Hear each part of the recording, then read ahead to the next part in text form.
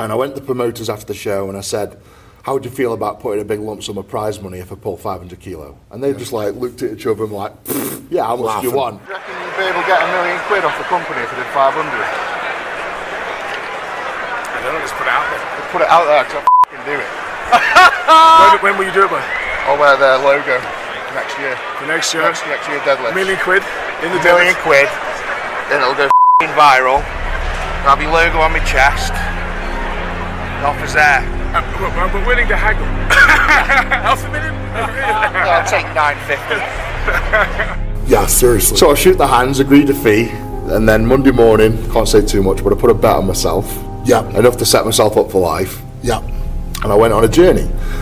And what I can say is that I wasn't strong enough to pull 500 kilos off the floor. In the 6 months training after that, the 2015 World Deadlift Champs, the most I could do in the gym was 450. I think the best I did was 457 kilos. Gotcha. Completely raw.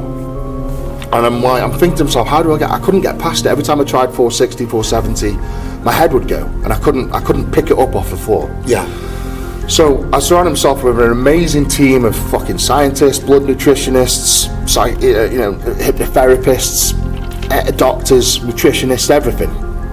And I'm working with these guys day in, day out, trying to find a method, a way that I can pull 500 kilo.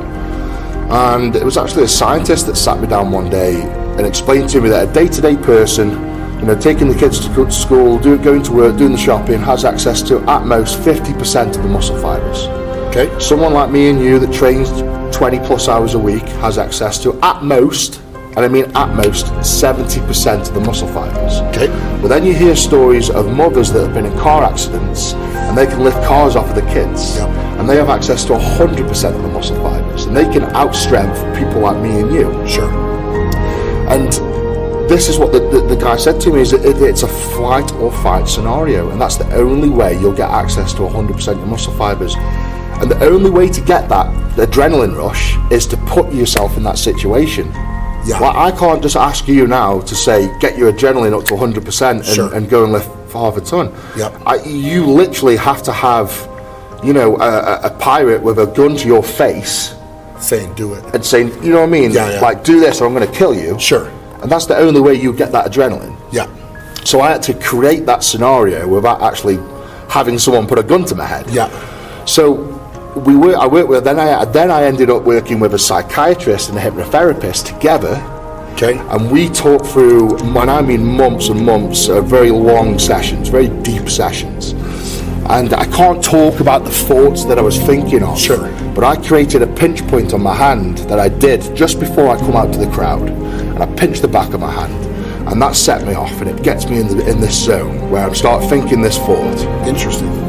And I'm zoning out, and I've got my teams all clued up. So everyone knew they've got to put the belts on me, put the suit on me, put my straps on for me, do my chalk, put my mouthpiece in. It was all rehearsed for months in advance, so nothing would go wrong. Sure.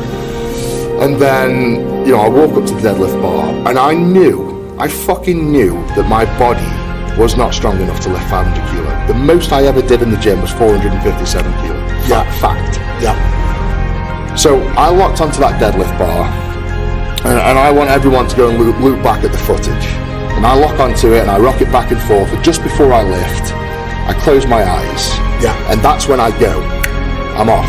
I'm not in the arena. Sure. I am lifting a car off of my kids. And as I lift the weights, my eyes open and look into my eyes, and they are dead.